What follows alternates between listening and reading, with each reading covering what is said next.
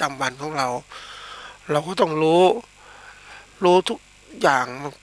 นะมันมีทุกอย่างมันมีคุณและมีโทษนะแล้วก็มีอุบายที่จะออกจากโลกเหล่านี้โลกคุณและโทษเหล่านั้นนะบางทีคุณและโทษเหล่านั้นหรือประโยชน์เหล่านั้นเราต้องมองให้ออกเหมือนกันต่อไปว่าเฮ้ยมันมีประโยชน์มากน้อยเพียงใดในเรื่องของการบริหารการจัดการก็มักจะรู้จักว่าอัตราส่วนระหว่างผลที่ได้กับเงินที่กับทุนที่ลงไปมันคุ้มกันไหมมันได้มากกว่ากันไหม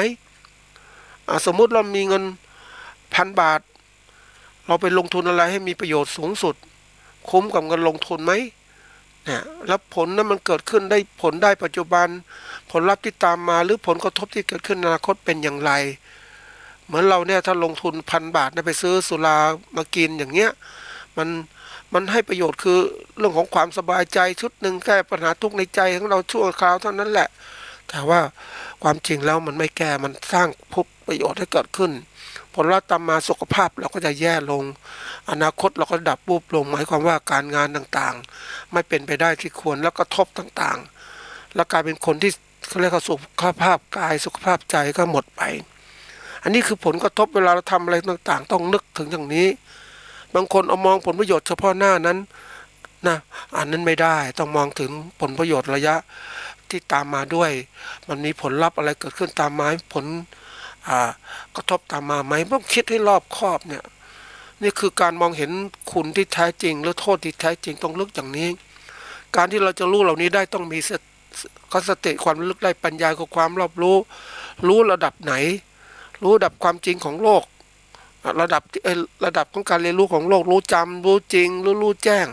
ต้องพยายามฝึกเหล่านี้คือธรรมะเนี่ยมันเรียกว่าพูดจริงๆลึกซึ้งนะท่านผู้ฟังคนเหล่านั้นถ้าอยากจะรู้ซึ้งเหล่านี้ก็ต้องมีโอกาสรีบปฏิบัตินะเริ่มต้นโดยการที่เรานั้นจะต้องฝึกสติฝึกสมาธิให้เกิดขึ้นซะก่อนหยุดยั้งอารมณ์อื่นๆให้มีอารมณ์เดียวแล้วก็ค่อยคิดพิจารณาอารมณ์ที่มันสงบแล้วมันจะสามารถที่จะก่อให้เกิดปัญญาที่ตามมาได้เขาเรียกอะไรปัญญาเนี่ยมันเกิดขึ้นจากอะไรมันเกิดขึ้นจากเขาเรียกว่าสมาธิอบรมปัญญามันมีอยู่แล้วแต่ว่าปกติปัญญาของคนเรานั้นเนี่ยมันไหลไปตามกระแสกิเลสมันก็ไม่ได้คิดละเอียดรอบคอบแต่สมาธิที่มันมีอยู่มันตั้งมั่นและปัญญามันอยู่ในนั้นอยู่แล้วมันอบรมด้วยสมาธิปุ๊บเนี่ยมันจะละเอียดมันจะมีการพิจารณาที่ละเอียดขึ้นเพราะนั้นกระแสของโลกส่วนใหญ่ที่คนปกติโลกเป็นไปอย่างเนี้ยก็เพราะขาดสมาธิไม่ได้ฝึกสมาธิไม่ได้อบรมปัญญานะมันก็ทำให้เกิดปัญญานั้นไม่เฉลียวฉลาดรู้ไม่ไม่เห็นทุนไม่เห็นคุณและโทษของทุกสิ่งทุกอย่างแล้วอุบายออกจากโลกเหล่านั้นด้วยปัญญาวิเศษมันจะเกิดขึ้นอย่างไรอันนี้เป็นสิ่งที่เราต้องพิจารณานะท่านผู้ฟังประกอบกับสิ่งเหล่านี้เหมือนกันเรามองซึ่งวันนี้ก็พูดถึงหัวข้อก็คือว่าผู้ประกอบการยุคใหม่เนี่ยนะคำว่าผู้ประกอบการนะก็คือผู้ที่ใช้ปัจจัยการผลิตเพื่อสร้างผลกำไรคือผลิตแล้วต้องมีการตลาดต้องสร้างผลกำไรเกิดขึ้นแต่ถ้าเกษตรกรในผู้ประกอบการเกษตรคือผู้ที่ปลูกพืชเลี้ยงสัตว์เอาไว้กินไว้ใช้นะเท่านั้นแต่ผู้ประกอบการเนี่ยมันลึกกว่านั้นอีกก็คือทั้งกินทั้งใช้แล้วขายแล้วกับประโยชน์เอาเงินมาใช้นู่นใช้นี่ลงทุนต่อไปอันนี้เป็นสิ่งที่เขาเรียกว่าใหญ่มากถ้าเกษตรกรเขาเรียกว่าอยู่ในโลกที่แคบคือคิดแคบมองถึงการอยู่รอดเท่านั้นแหละนะไม่ใช่คิดถึงการที่จะอยู่มากมาย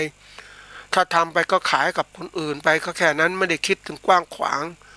แต่ถ้าเป็นผู้ประกอบการที่อยู่ในโลกใหญ่ขึ้นคิดกว้างขึ้นหมายถึงมองเห็นความเป็นไปของการประกอบการเกษตรที่จะสมสู่ความมั่นคงและยั่งยืนอันนี้มันก็แตกต่างเราเห็นผู้ประกอบการเกษตรหลายคนที่เขาร่ำรวยเห็นชัดเจนเราเห็นเกษตรกรทั่วไปก็อยู่อย่างนั้นแหละหลังสู้ฟ้าหน้าสู่ดินอยู่อย่างเนี้ยนะก็เราจะยกสิ่งเหล่านี้ออกมาอย่างไรหรือเปลี่ยนแปลงความรู้สึกนึกคิดอย่างไรมันก็ยากอยู่นะเขาบอกว่า การที่จะนำเอาความรู้ความคิดของเราไปใส่ให้คนอื่นเนี่ยให้เขาคิดอย่างนี้มันก็ใส่ได้ยากจะทำยังไงจะจุดประกายเขารู้เรียนรู้เองกับสิ่งสำคัญที่สุดก็คือต้องปลูกประกายตนเองเรียนรู้โลกกว้างขึ้นอย่าเพิ่งเชื่อใครในการพิจารณาต่างๆพระพุทธเจ้าตรัสสอนไว้ก็เรารู้นะครับท่านผู้ฟังว่าถ้าเราเชื่อแล้วก็งมงายเกินไปเนี่ยมันก็ทำให้เราติดกับไม่รู้ถึงความจริงเราต้องเห็นทั้งคุณทั้งโทษที่มันเกิดขึ้นมองให้ชัดๆเนี่ยจะรู้ทั้งนะทีนี้มาพูดหัวข้อนี้ก็พูดเพื่อจะให้ท่านนั้นได้ตระหนักถึงความเป็นไปของโลกที่มันเปลี่ยนแปลงทำมันยังไงเราถึงจะต้องเขาเรียกเข้าใจสถานการณ์แล้วก็ปรับตัวเราให้เปลี่ยนแปลงอย่างไรให้มันเหมาะสมก็ได้ไปดูภาพยนตร์เรื่องหนึ่งนะท่านผู้ฟังเรื่องของโลกที่มันเป็นไปกำเนิดของโลกมันเป็นยังไงแล้วก็เริ่มต้นของการที่มีสิ่งมีชีวิตเกิดขึ้นมีสัตว์มีพืชต่างๆที่เกิดขึ้นมากมายทีเดียวนะสัตว์ต่างๆที่มันมีวิวัฒนาการนะในการพัฒนาการต่างๆนะระดับก็เรียกว่าวิวัฒนาการมันสัตว์ต่างๆเหล่านั้นน่ะมันต้องพัฒนาความแข็งแกร่งเพื่อการต่อสู้เพื่อแย่งชิงทรัพยากรอาหารการกินของมันเนี่ยอันนั้นเป็นตัวอย่างและที่สุดมันก็ต่อสู้ไอ้พวกที่เข้มแข็งก็อยู่รอดไอ้ผู้อ่อนแอก็ต้องสูญพันธุ์ไปนะอันนี้คือเขาเรียกว่าชีวิตในสัตว์ดึกดำบรรพ์ที่มันเกิดขึ้นนะทีนี้เมื่อมันสูญมันหมดไปเพราะโลกอาจจะเกิดเขาเรียกว่าภัยพิบัติยิ่งใหญ่สัตว์ต่างๆก็สูญพันธุ์ไปแล้วบางส่วนทีนี้โลกมันเกิดขึ้นมีสิ่งที่มีเหลืออยู่ก็คือป่าไม้ที่เป็นทรัพยากรบนพื้นโลกมีสัตว์น้ำมีสัตว์ทะเลที่เกิดขึ้นยังคงอยู่ทีนี้ในช่วงนั้นเนี่ยคนยังมีจำนวนน้อยอยู่นะก็สามารถที่จะอยู่กินอย่างสบายไม่ต้องพัฒนาไปที่ไหนก็หากินได้เรียกในน้ำมีปลาในนามีข้าวแผ่นดินของเราอุดมสมบูรณ์เงี้ยเหมือนกันนะที่เขาท่องเป็นอย่างเงี้ยแต่ที่นี้มันไม่ใช่อย่างนั้นแล้วอ่ะในน้ำไม่มีปลาในนาไม่มีข้าวแผ่นดินของเราก็ไม่อุดมสมบูรณ์นะขาดธาตุอาหารน้ำก็แห้งแล้งต่างๆแล้วชีวิตจะอยู่รอดกันอย่างไรเนี่ยมันต้องคิดอย่างนี้ที่มอง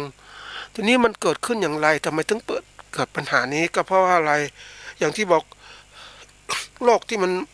ใหม่เนี่ยนะคือโลกเกษตรโลกเดิมเนี่ยโอเคว่าอยู่กันได้เกษตรก็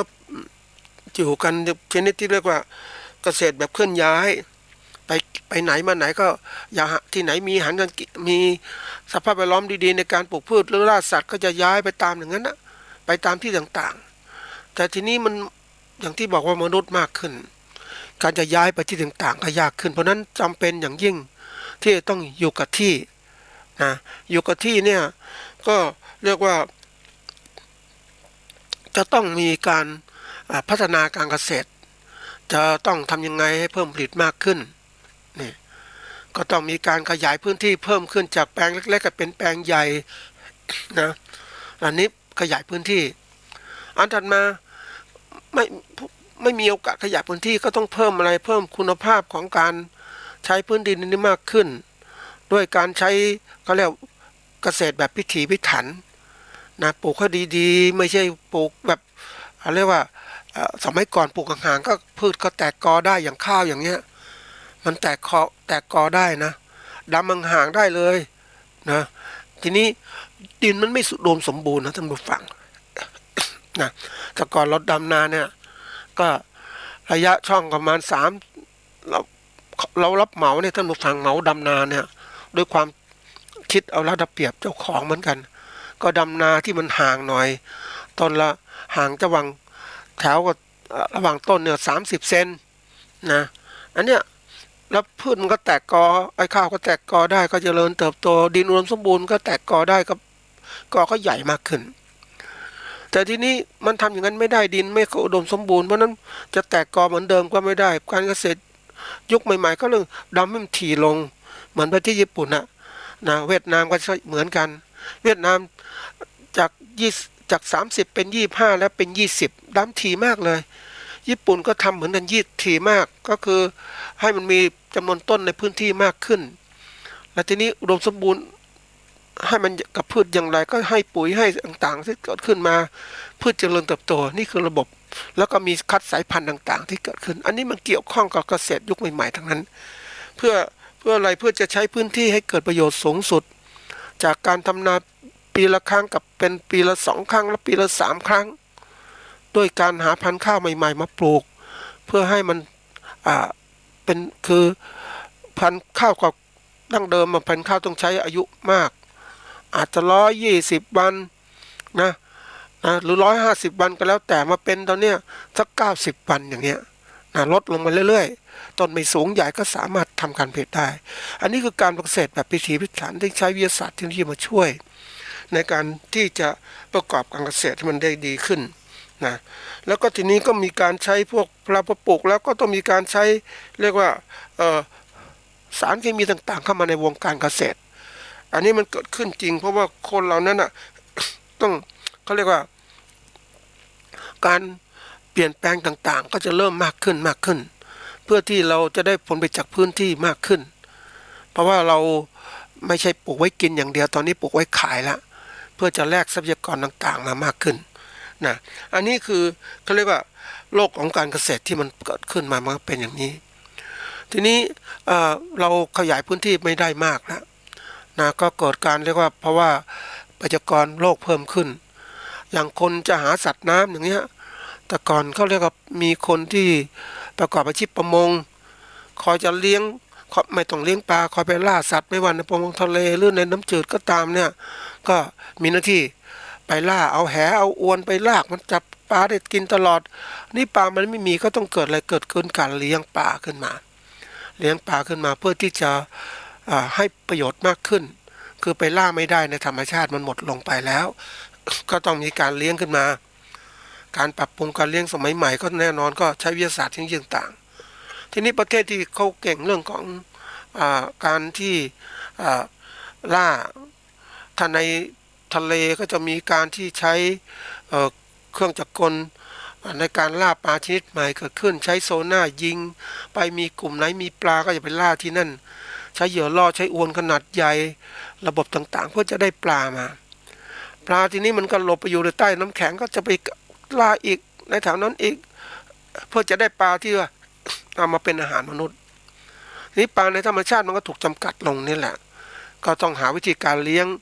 ขึ้นมาในทะเลก็ตามในบกก็ตามในพื้นที่ในน้ำจืดก็ตามก็ต้องมีการเลี้ยงเกิดขึ้นอันนี้คือการพัฒนาเกษตรมันไปเรื่อยๆนะเขาเรียกว่าเกษตรโลกเกษตรมันมีการพัฒนาไป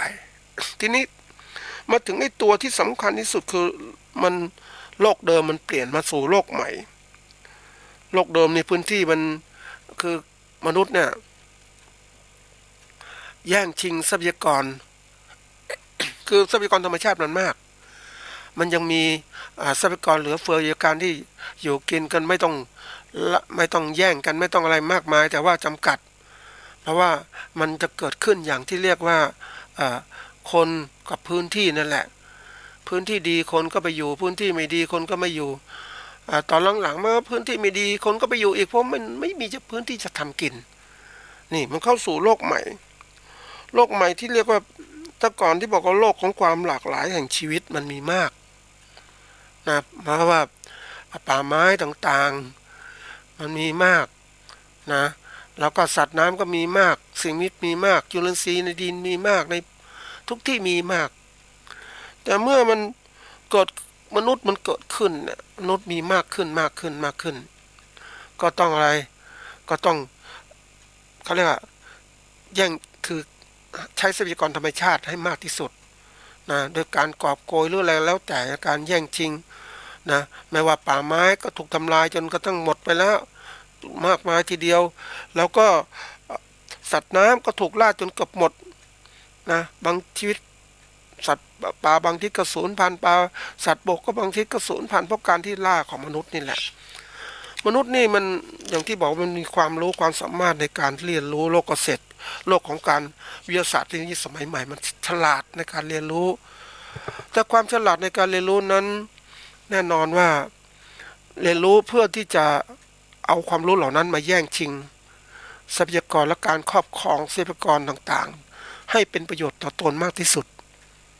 นะดังสภาพที่เรียกว่าคือการต่อสู้แย่งชิงกันนะในต่อสู้แย่งชิงนั้นแน่นอนว่าเมื่อทรัพยากรธรรมชาติมันจำกัดมันก็ต้องแย่งชิงแล้วนะคือถ้าพูดถึงลักษณะของการแย่งชิงต่างๆนะผู้ที่แข็งแกร่งย่อมเอาชนะผู้ที่อ่อนแอนะเพราะฉะนั้นผู้ที่ชนะก็อยู่รอดสร้างกำลังวังชาที่มากขึ้นผู้ที่อ่อนแอคือไม่สามารถทรัพยากรธรรมชาติได้มากขึ้นไม่สามารถกินอาหารได้มากขึ้นที่สุดเขาก็จะหมดไปอันนี้เป็นโลกการต่อสู้ของมันเรียนแบบสัตว์โลกนั่นแหละสัตว์โลกที่แข็งแรงสัตว์โลกที่อ่อนแอมันเป็นธรรมชาติเพราะนั้นเมื่อเกิดคนรุ่นใหม่ๆที่เกิดขึ้นก็คือว่าคนที่แบบคนรวยคนจนนะต่างๆทั้งหมดแล้วระบบเหล่านี้มันเกิดขึ้นมันที่ว่าระบบการปกครองของมนุษย์มันสร้างสรรค์ขึ้นมาในโลกที่ว่ามีกษัตริย์เนี่ยผู้นำนะมีพวกอำมาตย์มีพวกศักดินาต่างๆที่เกิดขึ้นแล้วมีพวกที่ว่าข้าทาสบริวารต่างๆที่เกิดขึ้นอันนี้มันเกิดขึ้นมาตั้งแต่โบราณแล้วท่านผู้ฟังแล้วใครที่เป็นผู้นำก็ต้องรักษาอำนาจไว้ทำไมรักษาอำนาจก็จะหมดไปอีกนี่คือธรรมชาติมันเกิดขึ้นทีนี้อันนี้นี่ใช้ระบบการปกครองควบคุมแต่ยุคใหม่ๆเนี่ยมันเป็นระบบที่เรียกว่าการต่อสู้แย่งชิงโดยใช้อะไรความรู้ทัศนคติความสามารถในการใช้วิทยาศาสตร์เทคโนโลยีต่างๆเนี่ยเอามาประยุกต์ใช้เพื่อจะครอบครองต่างๆโดยใช้ระบบของอะไรระบบบริหารงานแบบใหม่ คือระบบของเขาเรียกว่าทุนนิยมแต่ก่อนเป็นพวกระบบการปกครองเดี๋ยวนี้ทุนนิยมเข้ามาใครมีทุนมากก็สามารถขยายธุรกิจลงทุนแล้วก็ทุนเหล่านี้ไม่ใช่ทุนทรัพย์สินอย่างเดียวนะท่านผู้ฟังทุนทางอะไรทางสติปัญญาความสามารถที่เขาสะสมมานะบางคนไม่ต้องทำงานหนักก็ร่ำรวยได้อย่างตัวอย่างเช่นวันนี้ผู้ที่คิดเอาไลน์ก็ได้โฆษณาไลน์เนี่ยนะไลน์ต่างๆที่ตอนแรกที่เข้ามาปุ๊บเนี่ยเราเรียนรู้ว่าเอามาใช้ในสมาร์ทโฟนมันรู้สึกมันเริ่มดีแต่ก่อนเวลาคุยโทรศัพท์ใช่ไหมเราก็คุยต้องเสียค่าโทรศัพท์นะเดี๋ยวนี้ไม่ต้องเสียค่าโทรศัพท์แล้วเสียค่าเป็นรายเดือนเหมาจ่าย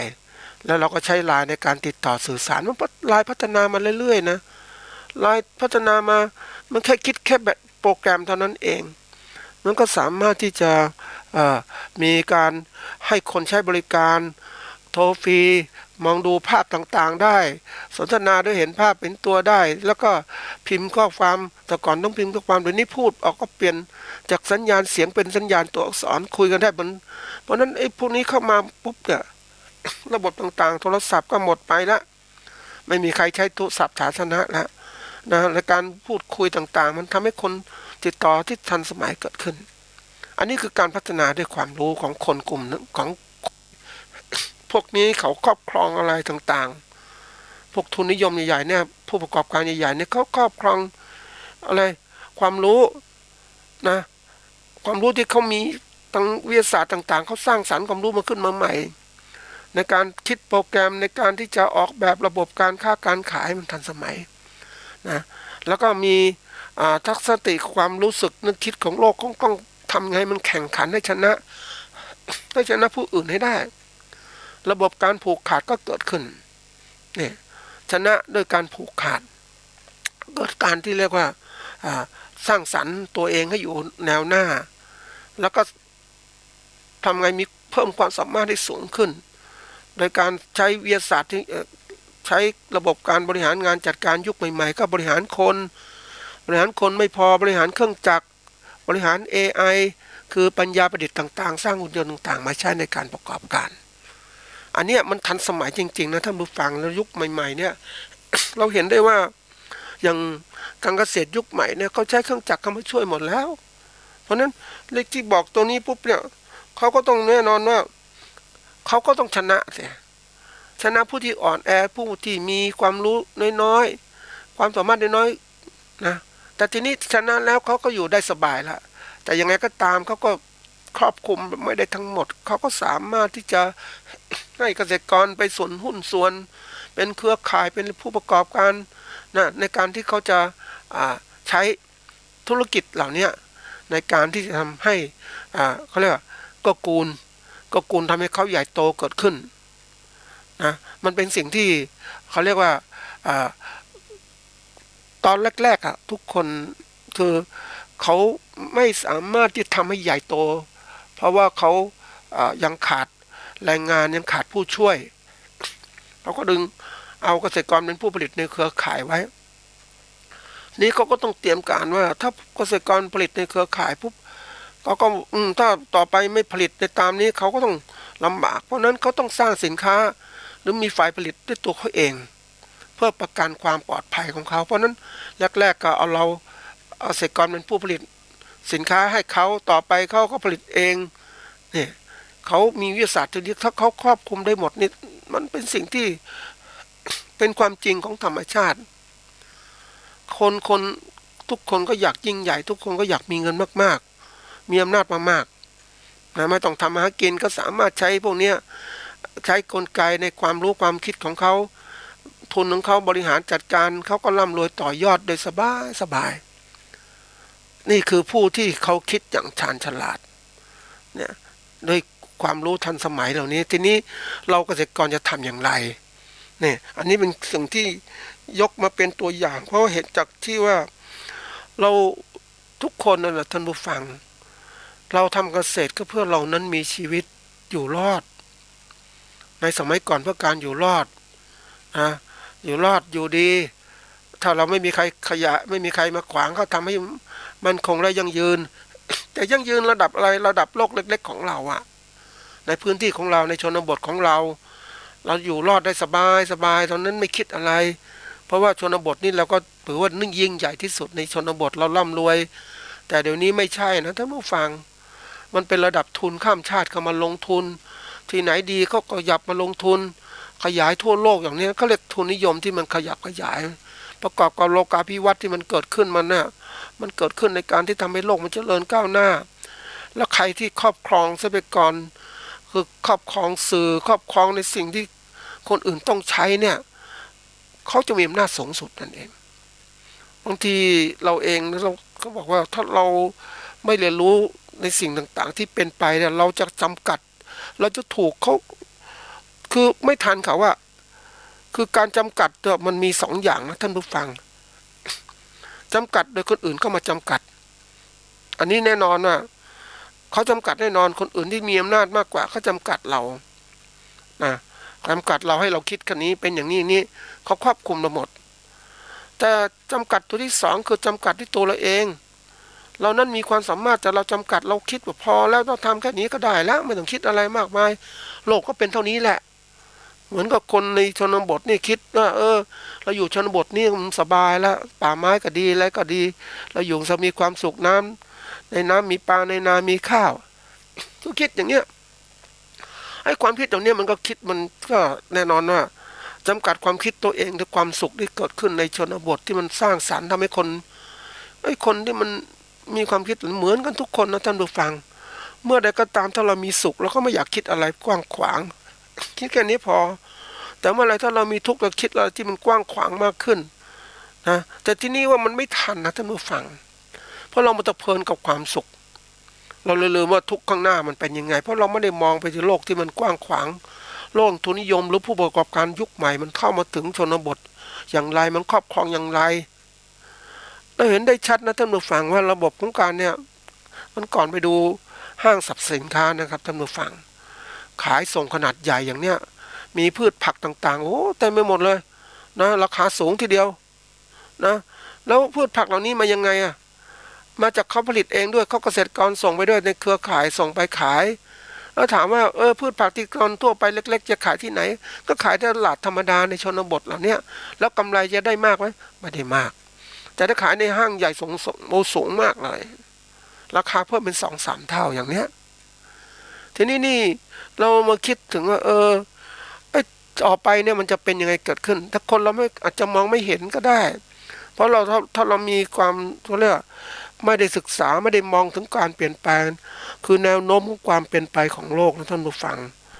เราจะรู้ได้ยังไงก็ต้องดูสถิติหรือสถิติที่มีแต่ละปีมันเห็นความเปลี่ยนแปลงที่เกิดขึ้นถ้าเราเก็บนะแล้วสถิติเราเนี่ยมาทำเป็นกราฟเราเห็นทิศทางการเปลี่ยนแปลงที่จะเกิดขึ้นในอนาคตมันจะเป็นอย่างไรนะต่อไปทุนนิยมมันจะไปถึงชนบทไหมมันถึงไหม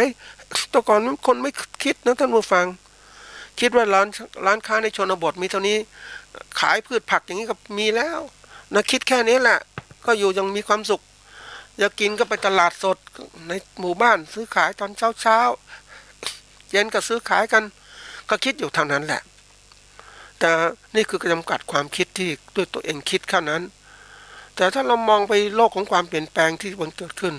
ด้วยสติและความเป็นไปแนวโน้มที่จะมาทำแนวโน้มตัวเลขที่มาทำเป็นกราฟที่มันเกิดขึ้นมาเห็นความเปลี่ยนแปลงเลยอย่างตัวอย่างเช่นเอาง่ายๆนะชนบทแห่งหนึ่งเนี่ยไม่มีร้านสะดวกซื้อนะท่านผู้ฟังบทแห่งหนึ่งมีร้านชาวบ้านขายกันไปก็เจ้าของร้านก็คิดอยู่เท่านี้ฉันก็ขายได้สบายๆไม่ต้องมีใครมาแย่งอาชีพของฉันอยู่ได้สบายๆนะไปเคยดูตลาด100 ปีแถวไหนไม่รู้แถวสุพรรณบุรีก็มีหรือว่านครสวรรค์ก็มีนะไปดูตลาดที่เป็นแบบว่าเขาค้าขายกันไม่รู้ชุมแสงมั้งไปดูว่าความร่ำรวยในอดีตของเจ้าของร้านเนี่ยเป็นเขาเรียกว่าร่ำรวยจากการค้าขายของตัวเองคือมีเขาเรียกว่าเจ้าก่อนร่ำรวยเพราะมีแม่น้ำผ่านมาแล้วก็คนต้องขึ้นท่าน้ำนี้เอาสินค้าผ่านนี้ตัวเองก็รับมาก็ค้าขายคนก็ซื้ออย่างนี้ก็คิดว่ารุ่งเรืองสมัยก่อนนะท่านผู้ฟังนะเป็นแบบดูท่าทางรุ่งเรืองจริงๆอ่ะนะแต่เดี๋ยวนี้ไปเจออะไรท่านผู้ฟังคือเดินตามในตลาดมันทำไมมันเหี่ยวเฉาไปหมดเลยชื่อร้านก็ยังดีโบราณทั้งนั้นเลยอ่ะแต่ไม่มีคนซื้อขายไม่มีอะไรเลยอ่ะท่านผู้ฟังมีค้าขายเปิดพอเล็กๆน้อยเจ้าของร้านก็มาดูเล็กน้อยเท่านั้นก็ร้านยังอยู่นะแต่ค้าขายไม่ดีอ่ะเพราะอะไรคนก็ไปเขามีรถยนต์แล้วก็ค้าขายสะดวกห้างต่างๆก็เกิดขึ้นร้านสะดวกซื้อต่างๆเกิดขึ้นมามากมายทีเดียวก็แข่งขันกันเห็นไหมมันมองนี่คือความเป็นไปจริงในอนาคตที่จะเกิดขึ้นข้างหน้ามันโลกของความเจริญทางวัตถุมันก็เกิดขึ้นทุนนิยมก็แผ่กระจายทั่วไปหมดเลยนะแล้วเราสมมุติเราคิดแบบคับแคบโดยจำกัดความคิดตัวเองคิดแค่นี้พอแล้วไม่อยากจะพัฒนาไปแล้ววันก็อยู่นะมีความสุขแค่เนี้ยคือคิดแค่เนี้ยคือเรานั้นท่านผู้ฟังเราต้องคิดเอาแบ่งแยกให้เป็นนะท่านผู้ฟังว่าในเรื่องของการที่เราอยู่กระแสของอะไรกันชีวิตบนเส้นทางโลกกับเส้นทางธรรมมันต้องพิจารณาด้วยให้มันชัดเจนชีวิตของคนเรามันอยู่ทางโลกมันต้องคิดอย่างนี้เราดูของการแข่งขันการแย่งชิงมันเกิดขึ้นมันสัตว์เล็กเอาชนะสัตว์ใหญ่สัตว์ใหญ่เอาชนะสัตว์เล็กก็เป็นเหยื่อทำยังไงล่ะมันเหยื่อจริงๆนะท่านผู้ฟังแล้วยิ่งกระแสของธรรมะพุทธเจ้าธรรมะมันไม่คือมันธรรมะพุทธเจ้ามีอยู่แต่คนไม่ปฏิบัติคนมีความเห็นกับตัวสูงอ่ะมันไม่สมดุลกันอ่ะมันหนักมาทางกระแสโลกเพราะนั้นชีวิตบนกระแสโลกมันก็แย่งชิงยังเป็นอย่างเนี้ยชีวิตบนกิเลสตัณหาที่มันมีมากมายทีเดียวเพราะนั้นใครจะอยากได้อยากดีอยากมีอยากเป็นก็ต้องปรุงแต่งตัวเองในการที่แย่งชิงคนอื่นให้มากเราเห็นชัดเจนว่าคนที่พึงอยู่อย่างพอยังชนบทเหล่านี้ที่สุดแล้วเนี่ยมันไปไม่ไหวท่านผู้ฟังมันอยู่ไม่ไหวมันอยู่ไม่ไหวแล้วชีวิตจะเป็นอย่างไรล่ะอย่างน้อยลูกหลานจะเป็นอย่างไรนะอันนี้คือการจำกัดความคิดตัวเองเราต้องมองโลกของข้างหน้าว่ามันเป็นยังไงมันเปลี่ยนแปลงอย่างแต่ก่อนเราไม่เคยคิดว่าร้านเซเว่นไอ้พวกผิดนี่โฆษณาร้านสะดวกซื้อเข้าไปแล้วนะเขาไม่เคยจะถึงชนบทนะนี่ขยายไปทั่วไปหมดเลยแล้วใครจะแข่งได้ร้านค้าในชุมชนจะไปไหวไหมไปไม่ไหวนะท่านผู้ฟังเขาก็บริการอย่างนี้มันสะดวกซื้อทีนี้คนคิดร้านสะดวกซื้อในแต่ก่อนถ้าเป็นประเทศอย่างประเทศที่พัฒนาแล้วเขาไม่ให้เกิดการผูกขาดอย่างนี้เกิดขึ้น ก็จะมีร้านสะดวกซื้อมากมายทีเดียวแฟมิลี่มากมีนู่นมีนี่โอ้เยอะแยะในในในหมู่บ้านหนึ่งหรือในชุมชนหนึ่งจะมีหูเต็มไปหมดเลยใครอยากเข้าร้านไหนก็เข้าไปแต่ของประเทศไทยไม่ใช่ใครขยายก่อนผูกขาดหมดเลยระบบกฎเกณฑ์ต่างๆแล้วก็คุมหมดทุกอย่างเพราะนั้นระบบผูกขาดที่มันเกิดขึ้นเพราะนั้นระบบที่ว่าไอ้ตัวนี้แหละมันจะสร้างปัญหาให้เกิดขึ้นกับคนในสังคมของเราว่าการผูกขาดมันเกิดขึ้นแล้วจะมีทางเลือกไหมเนี่ยวันนี้แต่ก่อนเราอยากจะเลือกนะท่านผู้ฟังอยากจะซื้อสินค้าสนับสนุนรายเล็กๆที่เขามีอยู่สนับสนุนอย่างไรอะไรที่เขาค้าขายในชนบทอย่างนี้ในนี้มันระบบการบริหารงานยุคใหม่มันร้านสะดวกซื้อยุคใหม่มันสะดวกด้วยเทคโนโลยีต่างๆมันทันสมัยปุ๊บเข้าไปแล้วเนี่ยมันสะดวกนะแรงงานก็น้อยลงการจัดสินค้าก็สะดวกสบายทุกอย่างมีหมดเลยมีระบบก็เรียกระบบบริหารยุคใหม่เข้าไปใช้ต้นทุนการผลิตต่อหน่วยก็ลดน้อยลงเพราะฉะนั้นบางทีบางอย่างเนี่ยร้านที่เป็นเล็กๆในชนบทมันอยู่ไม่ได้แล้วมันอยู่ไม่ได้ปุ๊บร้านขายของชำต่างๆก็อยู่ได้ยากนะแล้วคนรุ่นใหม่ก็ชอบทันสมัยเขาเข้าไปสู่ร้านพวกนี้นี่คือระบบที่มันเปลี่ยนแปลงเพราะนั้นระบบของการที่ว่าเราจะจำกัดความคิดของเราอยู่แค่นี้ไม่ได้ต้องเห็นความเป็นไปของโลกเราเห็นจริงๆนะท่านผู้ฟังว่ามันเปลี่ยนแปลงแล้วแบบเนี้ยมันบุกลุกไปทุกที่ทุกทางในข้างหน้าแล้วคนที่อยู่ในชนบทหรือคนอยู่เหล่านี้จะทำอย่างไรในการปรับตัวในการที่จะรองรับการเปลี่ยนแปลงต่างๆที่เกิดขึ้นถ้าเราไม่ทำอย่างนี้เนี่ยมันคือไม่คิดไม่มองเห็นทุกข์ข้างหน้าก็ไม่เคยคิดที่จะมองเห็นโทษที่จะเกิดขึ้นข้างหน้านะต้องหัดคิดหลักสูตรมนุษยสูตรที่บอกว่าต้องมองเห็นคุณเห็นโทษเห็นอุบายที่ออกจากโลกนี้ทำยังไงโลกคุณละโทษเหล่านี้ทำอย่างไรนี่คือคิดทีนี้วันนี้มันเหมือนกับว่าอย่างที่บอกว่านี่คือการต่อสู้แย่งชิงด้วยการที่ว่าครอบครองทรัพยากรต่างๆมาเป็นของตัวเองให้ได้มากที่สุดนี่คนอ่อนแอจะได้อะไรเกิดขึ้นก็ที่สุดก็หมดโอกาสนะท่านผู้ฟังก็กลายเป็นชนที่เรียกว่าเป็นชนชั้นล่างชนชั้นที่ลำบากที่สุดในสังคมมันจะเป็นชนชั้นที่เกิดขึ้นนี่คือการที่เรียกว่ามันกลไกต่างๆเนี่ยมันธรรมชาติของมนุษย์มันก็มีชนชั้นนะท่านผู้ฟังชนชั้นบนก็เป็นคนที่ว่ามีทุนเยอะๆอย่างเนี้ยชนชั้นล่างกับคนใช้แรงงานชนชั้นละคนที่เป็นก็เรียกคนทำงานและคนใช้แรงงานและก็ชนชั้นล่างคือคนที่อยู่ต่ำสุดเลยธุรกิจก็ไม่มีแล้วมีก็ประกอบการของตัวเองคือทำอาชีพของอย่างเนี้ยเกษตรตัวเองอย่างเนี้ยก็จะแน่นอนว่ามันจะเกิดขึ้นอย่างนี้มามากขึ้นเรียกช่องว่างทางเศรษฐกิจระหว่างกลุ่มของชนตรงนั้นมันจะมีมากคนรวยก็รวยมากๆคนจนก็จนมากๆอย่างที่เขาเคยกล่าวไว้ว่าประเทศอย่างแอฟริกาเนี่ยมีประเทศหนึ่งที่เรียกว่าประเทศ 20% เนี่ยคือคนรวย 20% นะครอบครองทรัพยากรที่ดินของประเทศ 80%ไอ้คน 80% ที่ยากจนของประเทศครอบครองพื้นที่ได้ 20% นะท่านผู้ฟังนี่คือระบบที่มันเกิดขึ้นมา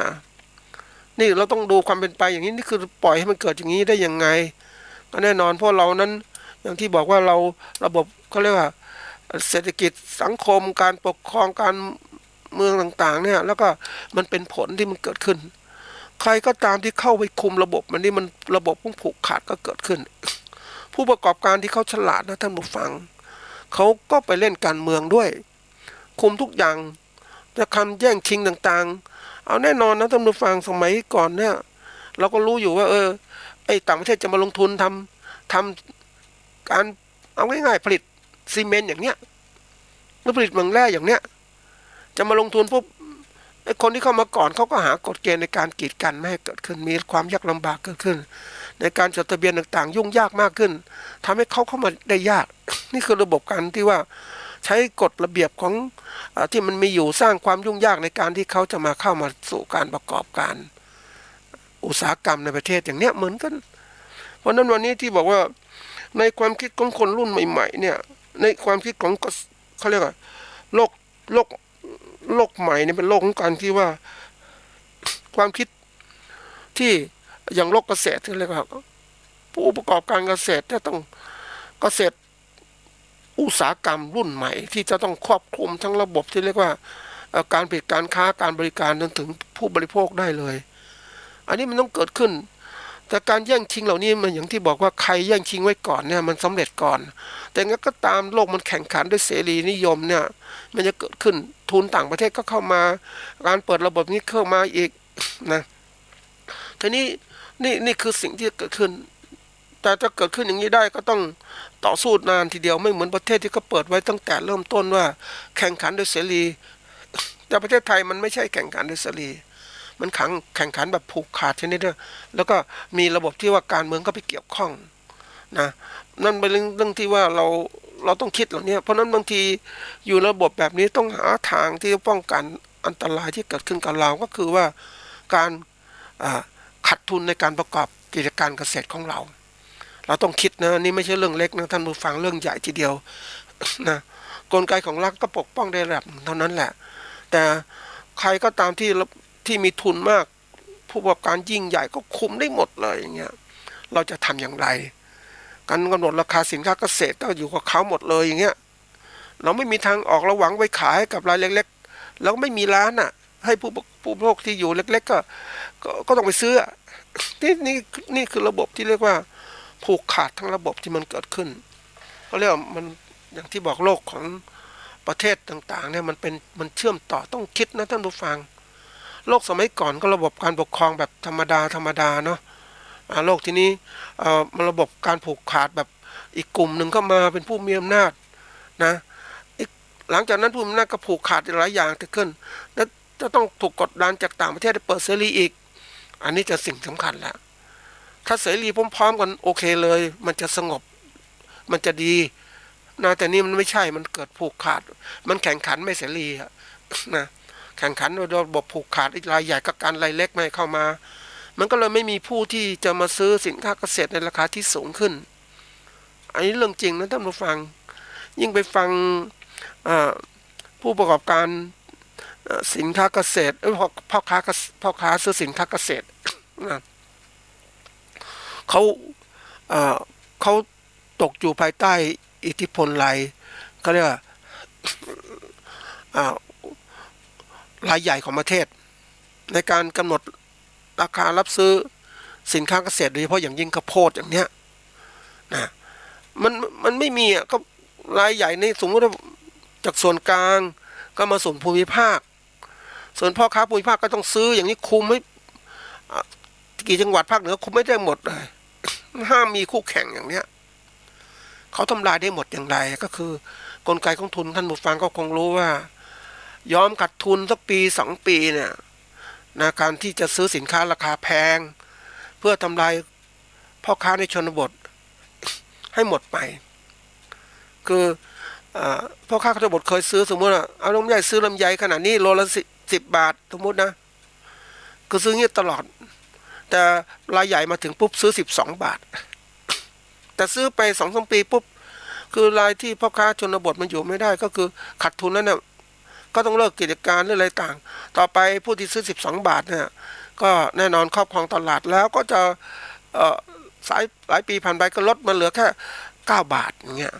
เห็นไหมนี่คือระบบที่มันเกิดขึ้นมาเราต้องรู้เท่าทันสิ่งเหล่านี้เพราะนั่นสิ่งเรียกว่าทำยังไง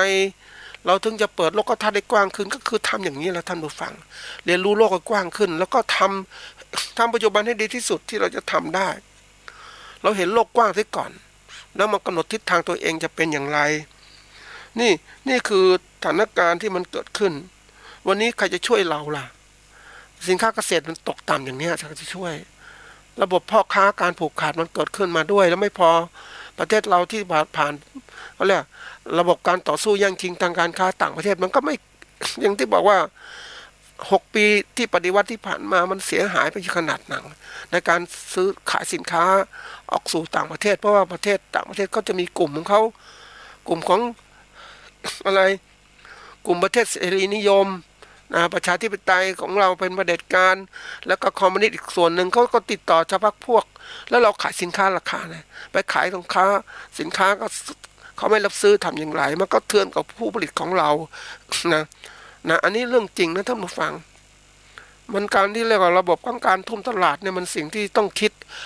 วันนี้ไม่พอเท่านั้นทุนนิยมจีนก็เอาสินค้าจีนเข้ามาขายอีกแข่งกันเต็มที่เลยเนี่ยนะสินค้าเกษตรเขาก็ถูกนะสินค้าต่างประเทศก็ถูกบางเรื่องเนี่ยเพราะนั้นเขาก็แย่งชิงตลาดเราไปแล้วสินค้าเกษตรจะทำอย่างไร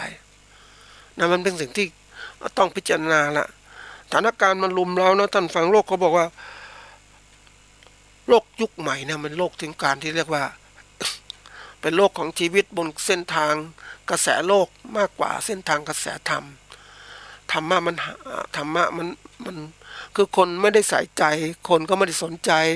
เพราะนั้นอย่างชีวิตบนโลกของกระแสโลกมันโลกเป็นยังไงตามนั้นน่ะเห็นกับตัวเต็มที่ฉันอยู่คนอื่นจะลำบากก็เรื่องของคนอื่นอย่างที่มันก็เจ็บใจเหมือนกันนะท่านผู้ฟังว่าคนมันน้อยเอาเปรียบขาดมโนธรรมและศีลธรรมที่เขาเรียกว่าเห็นกับคนอื่นบ้างบางครั้งเนี่ยในกลยุทธ์การอยู่ร่ำรวยของเขาก็มีการโกหกหลอกลวงต่างๆที่เกิดขึ้นนะแล้วเขาได้ไปปุ๊บเนี่ยเขาก็บอกก็คุณมันเรื่องของคุณไม่รู้เองก็เรื่องของคุณนะคุณอ่อนแอเองก็เรื่องของคุณต้องรับผิดชอบเองก็เรื่องของคุณนะเขาได้ประโยชน์ไปเหมือนกับระบบที่ว่าความรู้จากการหลอกลวงคนเหมือนแชร์ลูกโซ่อย่างเงี้ยมันเกิดขึ้นจริงในทุกสังคมนะท่านผู้ฟังว่าโลกของคนแต่ละคนนั้นคนก็ต้องเอาประโยชน์ใส่ตนมากขึ้นแล้วยังนึกถึงเรื่องธรรมะส่วนหนึ่งที่เคยกล่าวไว้เหมือนกันว่านะพ่อแม่นั้นเลี้ยงลูกนะเลี้ยงลูกนะทีนี้ลูกไปมีครอบครัวนะเขามีลูกอีกทีนี้พ่อแม่ไม่มีเงินไม่มีรายได้ก็ไปขออาหารลูกบ้างเพราะว่าพ่อแม่เคยเลี้ยงลูกแต่ลูกกลับบอกว่าครอบครัวยังไม่มีจะกินลูกยังไม่มีจะกินเลยจะให้พ่อแม่อย่างไรนะคือนั่งนึกเหมือนกันว่าไม่พอจะกินคือไม่พอขนาดไหนนะแต่พ่อแม่ก็แก่เฒ่าไม่มีเงินจะกินเนี่ยนะกลับโดนลูกว่าอย่างนี้ก็น่าคิดเหมือนกันว่าเนี่ยคือกระแสของธรรมคนเรามันมีความเห็นกับตัวสูงไม่ใส่ใจกับพ่อแม่ผู้ปกที่เลี้ยงเรามาเนี่ยนี่คือมันเป็นอย่างนั้นจริงๆหรือบางคนนั้นอย่างที่บอกว่าปล่อยให้พ่อแม่อยู่กันเดียวดายตัวเองก็ทำงานไปไม่ก็ใส่ใจไม่ก็ติดต่อสื่อสารมันเท่าไหร่ไม่มีการเอื้ออาทรดูแลพ่อแม่น่าคิดนะท่านผู้ฟังเรื่องนี้เป็นเรื่องใหญ่นะในกระแสของคนไทยที่วันนี้ต้องบอกนิดนึงว่าเป็นสังคมผู้สูงวัยนะลูกเขาก็ต้องต่อสู้กับในการ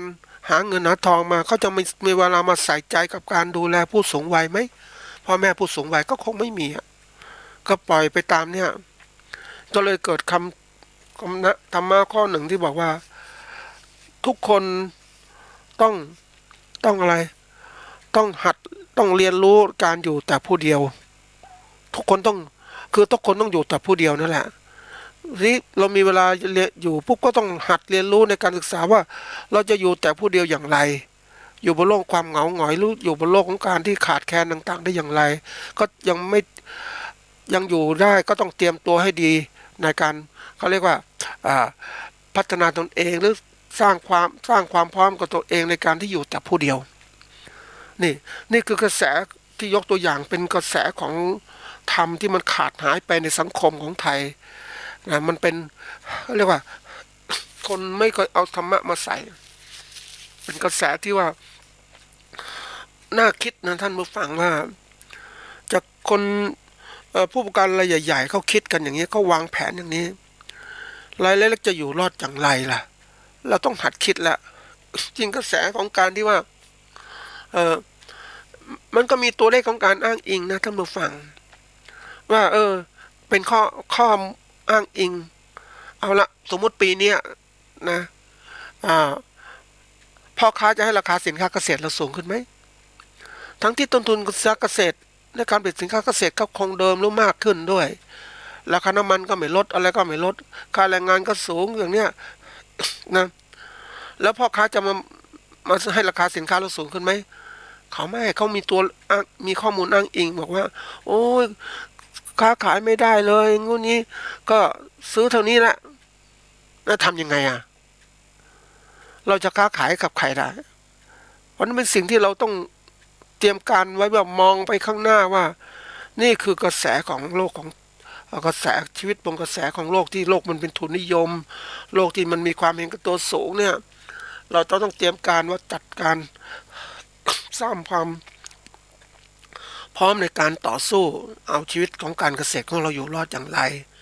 นะบางทีผลิตพืชชนิดเดียวเนี่ยมันไปไม่ไหวนะเราจะปลูกพืชอื่นเพิ่มขึ้นไหมในการลดความเสี่ยงในการตลาดอันนี้คือเรื่องของการที่ว่าเป็นเรื่องของการที่ว่าเรานั้นได้รับรู้สถานการณ์แล้วเราก็ต้องมารีบปรับตัวเองนะปรับตัวเองอย่างไรต้องปรับเปลี่ยนตัวเองอย่างไรบางอย่างต้องจำเป็นนะบางอย่างจำเป็นต้องรีบปรับมันขาดไม่ได้บางอย่างต้องก็รีบทำบางอย่างพอที่จะเขาเรียกว่าค่อยๆเปลี่ยนก็ยังพอได้อยู่นะคือเรานั้นแน่นอนนะเราถ้าเราเป็นเกษตรกรนะต้องหัดคิดให้เป็นผู้ประกอบการด้วยก่อนนะการคิดจะกว้างขึ้นนะถ้าเราคิดแค่เกษตรกรทำกินเพื่ออย่างเงี้ยนะเราอยากคิดอย่างนั้นคิดเพิ่มว่าจากเกษตรกรธรรมดาเนี่ยนะมองตลาดขึ้นเพิ่มขึ้นจะขายกำไรยังไงคือคิดอย่างผู้ประกอบการแล้วคิดอย่างผู้ประกอบการลองหัดคิดแบบผู้ประกอบการอุตสาหกรรมเกษตรก็ทำยังไงให้ต้นทุนเกษตรก็ต่ำสุดนะลองคิดแบบนี้เพิ่มขึ้นก็ไม่อีกคิดแล้วไม่เสียหายอะไรในท่านผู้ฟังคิดเพื่อจะหาทางมองไปข้างหน้าเพื่อการหลุดพ้นจากทุกข์ทั้งปวงนั่นแหละพ้นจากการประกอบการเกษตรที่เราอ่อนแอไปสู่การเกษตรที่เข้มแข็งขึ้นทีนี้มาสู่ยกตัวอย่างที่จะยกตัวอย่างนี้ให้ท่านผู้ฟังก็คือเรื่องของการเกษตรแบบประเทศเนเธอร์แลนด์อันนี้ประเทศเนเธอร์แลนด์เนี่ยเป็นประเทศที่ส่งออกสินค้าเกษตรมากเป็นอันดับที่2ของโลกในการเป็นอาหารการกินให้กับยุโรปนี่แหละนะผลิตสินค้าคือประชาชนของเขาเนี่ยผลิตสินค้าเกษตรนะส่งขายให้ยุโรปบางประเทศยุโรปเขาเน้นอุตสาหกรรมในการผลิตรถยนต์นู่นนี่เนเธอร์แลนด์เนี่ยแน่นอนก็ทำได้แต่เขารู้ว่าคนต้องกินต้องใช้อ่ะเขาก็ทำอะไรผลิตสินค้าเกษตรส่งขายอันนี้ไปดูว่าการผลิตของเขาทำยังไงเนี่ยน่าสนใจนะท่านผู้ฟังว่าเขาใช้เรียกว่าเกษตรในโรงเรือนนะโรงเรือนเนี่ยแต่ก่อนเราคิดแล้วโรงเรือนชั้นเดียวเนี่ยนี่มันมีหลายๆชั้นนะปลูกพืชเนี่ยเขาก็ต้องคิดถึงว่าเฮ้ยมันใช้พื้นที่ประโยชน์สูงสุดอย่างไรพืชบางอย่างปลูกนอกโรงเรือนก็ปลูกให้มันมากขึ้นหลายๆครั้งต่อปีเลือกพันธุ์ไม้สูงให้ดีอย่างไรนะจัดการอย่างไรพืชบางอย่างเนี่ยมันผลิตไม่ได้ข้างนอกไม่ได้ก็ผลิตในโรงเรือนนี่โรงเรือนมันถ้าขยายโรงเรือนมันกว้างมันก็ได้ระดับหนึ่งนะแต่ถ้าขยายโรงเรือนทั้งกว้างแล้วก็ทั้งแนวสูงเป็นเหมือนเขาเรียกว่าปลูกทำเป็นตึกหลายๆชั้นนี่แหละเขาจะคิดอย่างนี้ทำแล้วระบบที่ไฟในการให้พืชเจริญเติบโตแสงสว่างทำยังไงแสงฟันอันไหนนะปลูกให้พืชให้มันเหมาะสมกับพืชไม่พอระบบน้ำนะจะมาใช้ดินมันก็ยุ่งยากใช้น้ำดีกว่าไหมปลูกพืชบนก็แหละปลูกพืชประเภทที่ว่าใช้น้ำก็คือไอ้ปลูกพืชบนน้ำนั่นแหละไฮโดรโปนิกอย่างเนี้ยนะเพื่อจะให้มันพืชเจริญเติบโตใส่ปุ๋ยใส่อะไรต่างๆสารเคมีต่างให้ไปหมดเลยระบบน้ำนะระบบเก็บเกี่ยวทำยังไงนะไปดูปลูกพืชผักนะท่านผู้ฟังนะเก็บเป็นต้นๆมาเลยเก็บง่าย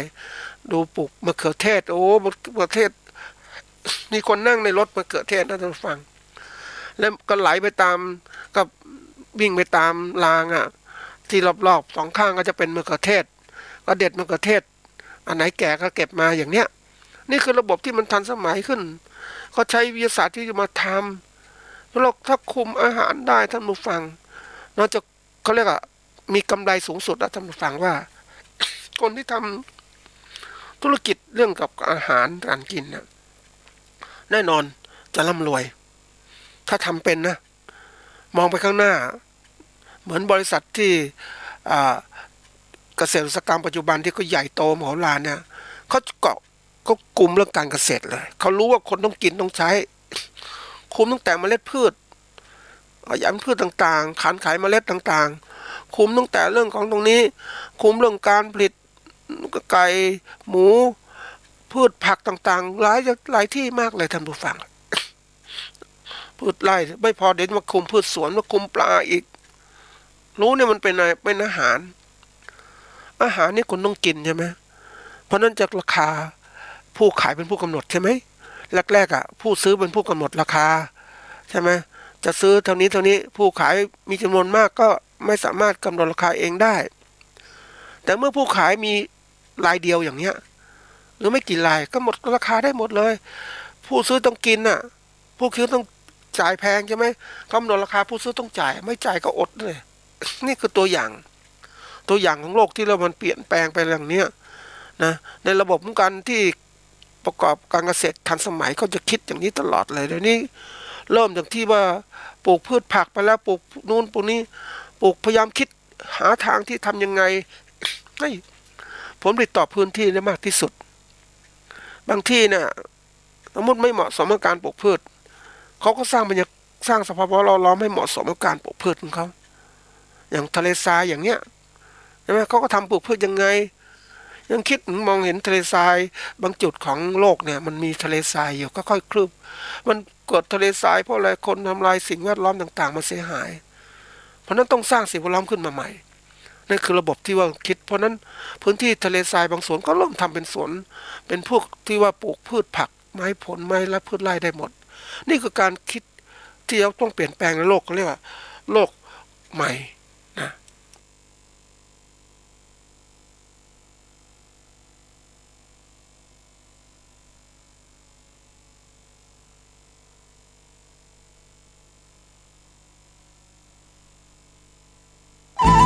ที่จบไปแล้วนั้นเป็นรายการเกษตรเพื่อชีวิต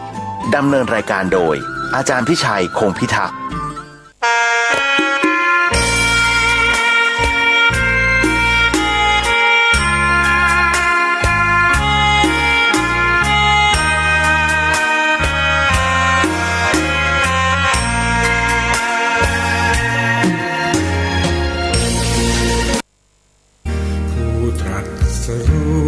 อริยสัจเป็นอ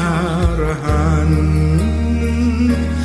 ข้ามวัฏฏะสงสารโดยมีวันปฐมกาลแห่ง